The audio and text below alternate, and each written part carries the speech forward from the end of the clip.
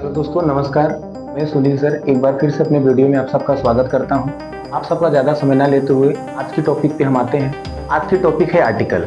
ज़्यादातर लोग आर्टिकल के यूज़ में कंफ्यूज रहते हैं और अक्सर गलतियां कर देते हैं। तो हम जानना चाहेंगे आर्टिकल। जैसा कि आप जानते होंगे, आर्टिकल को हिंदी में हम सब उपपद कहते हैं।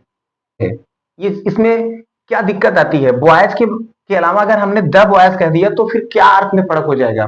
ऐसे ही आप देखते होंगे, कहीं कहीं आपको लिखा मिलेगा वाटर और कहीं कहीं लिख जाता है द वाटर। तो वाटर और द वाटर, क्या मतलब होता है वाटर का, क्या मतलब होता है द वाटर का? राम, द राम। क्या द राम बोलना उचित है, या द राम हम बोलेंगे तो क्या मीनिंग निकलेगी? इन सब चीजों को हम अपने इस वीडियो में क्लियर करेंगे। आज आपका सारा डाउट आर्टिकल को लेके हम खत्म कर देंगे। आप हमारे साथ इस वीडियो में बने रहें। आपका ज्यादा समय ना लेते हुए हम शुरू करते हैं आज के प्रकार के बारे में। आर्टिकल दो प्रकार का होता है। एक को हम कहते हैं इनडिफिनिट आर्टिकल,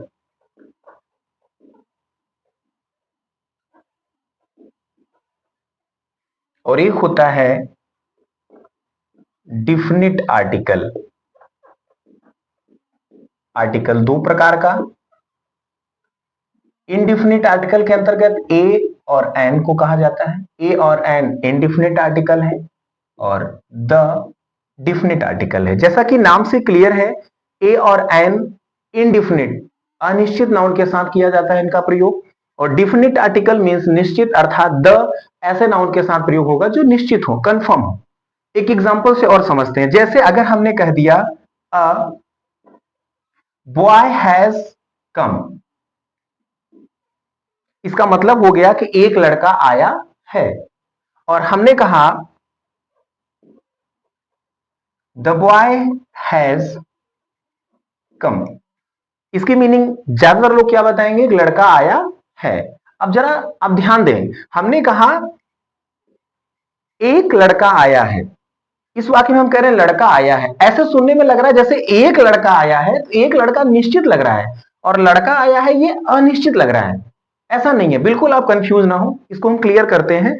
अ की मीनिंग जनरली हम आप एक निकालते हैं।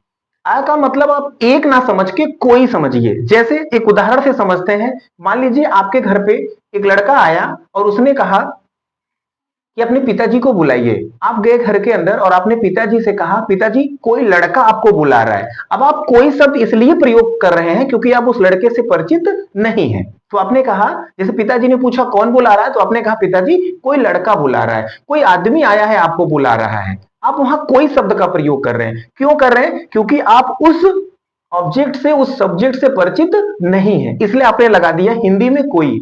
उसी के लिए अंग्रेजी में हम प्रयोग करते हैं आ का। तो हम बोलेंगे a boy has come, a man has come.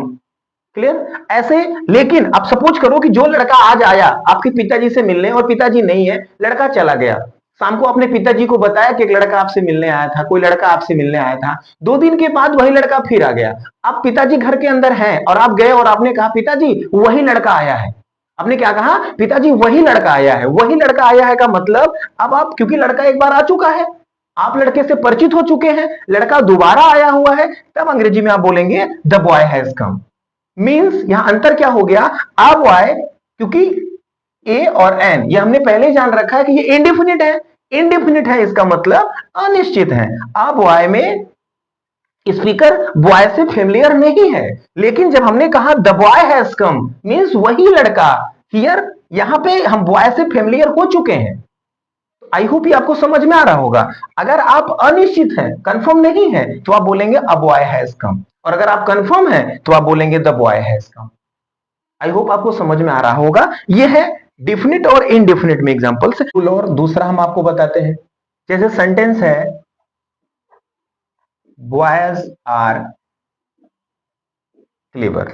एक सेंटेंस आपके सामने है बॉयज आर क्लेवर। दूसरा sentence books are useful. I like stories. समझिए इन सेंटेंसों को। हमने कहा boys are clever, books are useful, I like stories. अब यही सेंटेंस अगर मैं ऐसे लिख दूं, the boys are clever, the books are useful, I like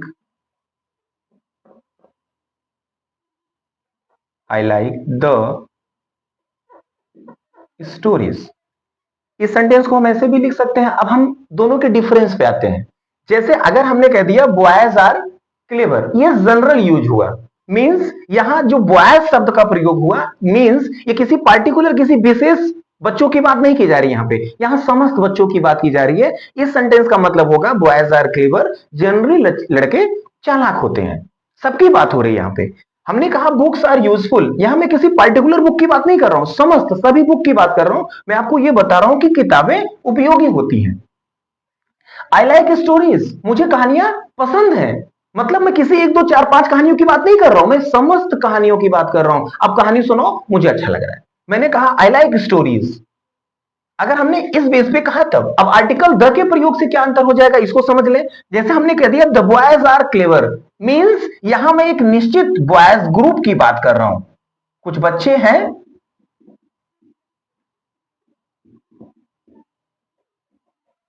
मैं इन बच्चों की बात कर रहा हूं। ये जो बच्चे हैं एक निश्चित जगह के विशेष बच्चे। अगर मैंने कह दिया the boys means number of boys, एक पर्टिकुलर, मैं समस्त बच्चों की बात नहीं कर रहा हूं, मैं कहीं के कुछ बच्चों की बात कर रहा हूं। द बॉयज आर क्लेवर, लड़के चालाक हैं। यहां क्या बोलेंगे, लड़के चालाक होते हैं, होते हैं मींस सभी लड़के चालाक हैं, मतलब मैं कहीं पे हूं वहां के लड़के हैं तो मैंने कह दिया अरे यार लड़के चालाक हैं। मैं सब बच्चों की बात नहीं कर रहा हूं, वहां की, जहां मैं हूं वहां के बच्चों की बात कर रहा हूं। ये कौन सा सेंटेंस बता रहा है, द बॉयज।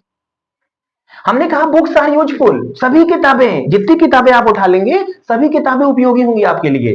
लेकिन अगर मैं कह दूं द बुक्स आर यूजफुल, किताबें उपयोगी हैं, किताबें उपयोगी होती हैं, किताबें उपयोगी हैं, होती है माने सभी समस्त किताबें उपयोगी होती हैं। यहां मैं कह रहा हूं एक किसी विशेष कुछ किताबें हैं, सिर्फ मैं उनकी बात कर रहा हूं। मैंने कहा आई लाइक स्टोरीज, मुझे सभी कहानियां कुछ भी सुनाइए, कहानियों में मुझे पसंद आ रही हैं। लेकिन आई लाइक द स्टोरीज मींस कुछ विशेष कहानियां, मुझे कहानियां पसंद आती हैं, मुझे कहानी पसंद आई, कहानियां पसंद आई, आपकी अभी की जो दो चार पांच आपने सुनाई, मैं सिर्फ उनकी बात कर रहा हूं।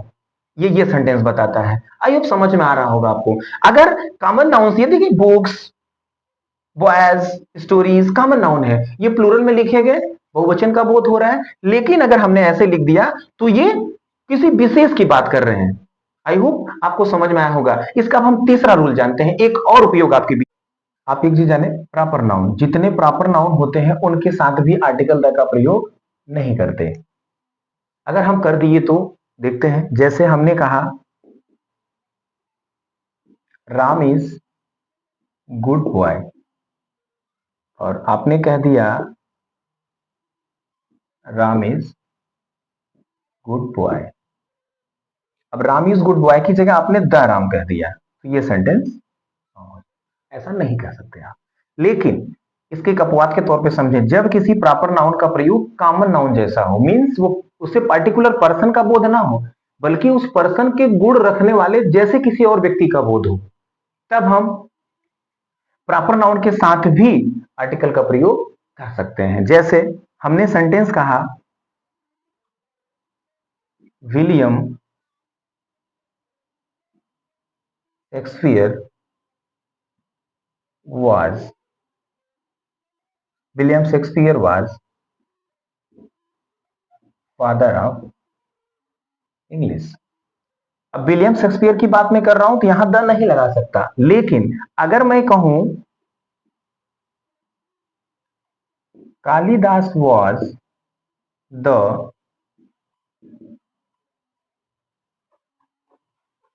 William Shakespeare of India. अब मैं कह रहा हूं Kalidas was the William Shakespeare of India, Kalidas India के शेक्सपियर थे। अर्थात अब मैं यहां शेक्सपियर की बात नहीं करना चाह रहा हूं, कालिदास के अंदर शेक्सपियर जैसी क्वालिटी थी तो कालिदास को शेक्सपियर कह रहा हूं, इसलिए हम शेक्सपियर के पहले द का प्रयोग कर देंगे। आई होप आपको ये समझ में आया होगा। आगे जितने भी मटेरियल नाउन है उनके साथ भी आर्टिकल द का प्रयोग नहीं करना चाहिए या आर्टिकल का प्रयोग नहीं करना चाहिए। जैसे हमने कहा गोल्ड इज प्रीसियस मेटल। अब अगर आपने the gold is precious metal कह दिया तो गलत है।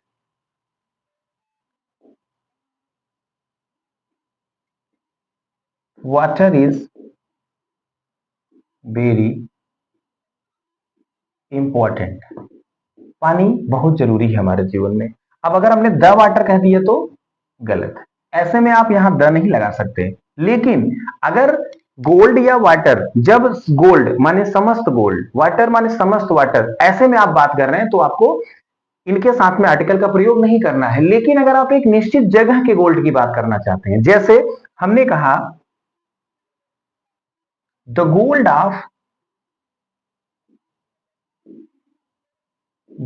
Of my ring. अब मैं किस सोने की बात कर रहा हूं? समस्त सोने की नहीं, मैं अपने अंगूठी के सोने की बात कर रहा हूं।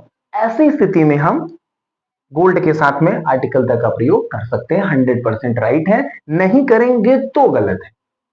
हमने कह दिया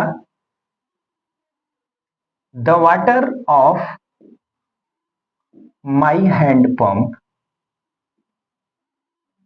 अब मैं समस्त पानी की बात नहीं कर रहा हूं, मैं एक निश्चित हैंडपंप, मेरा हैंडपंप, उसके पानी की बात कर रहा हूं, इसलिए यहां पे द लगेगा। नहीं लगाएंगे तो गलत है।